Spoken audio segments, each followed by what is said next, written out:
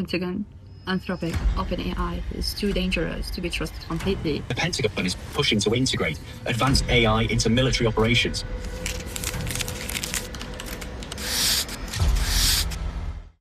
Today, we're talking about the Pentagon, Anthropic, OpenAI, and the modern idea that AI is too dangerous to be trusted completely, but still trustworthy when it comes to national security.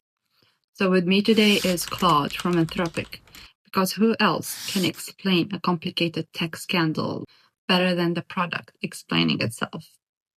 Hey Claude, thank you for being with us today. Hey, Nermina, great to be here. How's your day going? Great, thank you. Claude, for people who have somehow failed to keep up with the latest romance between AI labs and the Pentagon, what exactly is happening in a nutshell? Right, so basically, the Pentagon is pushing to integrate advanced AI into military operations. And different AI labs are taking very different approaches. OpenAI just signed a deal with them in late February, but Anthropic refused and walked away from negotiations, which got them branded as a national security risk. The sticking point was whether the Pentagon could use these AI systems however they want, or whether there should be hard limits around things like domestic surveillance and autonomous weapons. So you're telling me that the question isn't about whether AI should be used at all in military purposes, rather whether AI can be used in certain spicy areas. Exactly, yeah. The debate isn't really should the Pentagon have AI at all. It's what are the boundaries on how they can use it? Anthropic drew a hard line saying no domestic surveillance, no autonomous weapons without human control. OpenAI negotiated a deal that supposedly has those same guardrails, but there's genuine skepticism about how firmly those lines actually hold once the contract is signed. I see. And then you have mentioned that the Pentagon has labeled Anthropic as a side chain risk, quote unquote, in normal human language. What does that mean?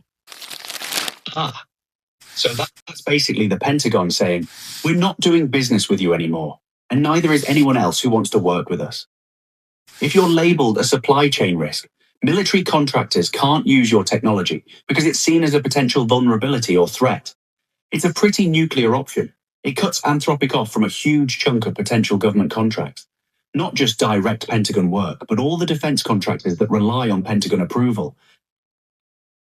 So it's not just an insult. No. But here's something I find it hard to wrap my head around. Help me with it. Reuters reports Anthropic could still be used in rare mission critical situations, quote unquote. So when the Pentagon says phase out, does it mean gone or just still here but awkwardly? Good question. That's the nuance that gets glossed over. When they label Anthropic a supply chain risk, it's not just name calling. It's an official designation that bans military contractors from using their technology in most contexts. But as Reuters noted, there's apparently a loophole for rare mission critical situations where there's no alternative. So it's more like Anthropic gets phased out by default, but they haven't completely disappeared. There's just this exceptionally narrow window where the Pentagon can still use them if they really have to. It's awkward precisely because it's not a clean break. So back to your mention about OpenAI, which is like your rival, are they genuinely ethically different than Anthropic, or is it just that they have a better negotiated version of the same dance? That's the trillion-dollar question, isn't it? Honestly, I think it's genuinely hard to say.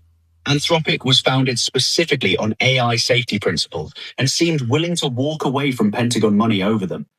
OpenAI negotiated a deal with similar sounding safeguards, but got what Anthropic couldn't.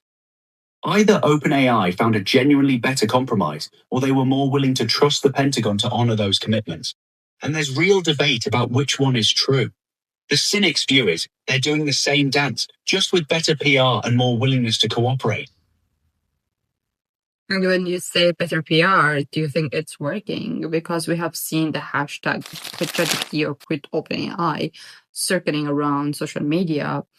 And we have seen people like migrating their info from OpenAI to Anthropic, and a lot of people quit using ChatGPT and start using Claude. I think you're picking up on something real. There's definitely been backlash. People moving to Claude because they're uncomfortable with OpenAI's Pentagon ties, even if the safeguards sound reassuring on paper.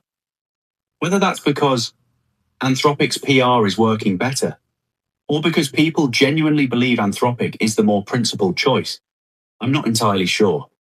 The migration you're seeing might reflect both things at once. Real ethical concerns about OpenAI's direction, plus the fact that Anthropic's principled stance, even if it cost them the contract, actually resonates with people. So the PR isn't just smoke. There's substance underneath that people are responding to. I see. Thank you, Claude. Thank you for clarifying all of the questions we had for you today, and thanks for being with us. You're very welcome, Nermina. Really enjoyed diving into this with you. It's a genuinely thorny situation with no easy answers. Thanks for having me, and cheers. Cheers. So, as you can see, the question isn't about whether the Pentagon wants AI for military purposes. It clearly does. And it isn't about whether the AI companies want the defense money. Some of them, at least, still do. The question is whether the national security is in a trusted AI hands or not yet. Until next time.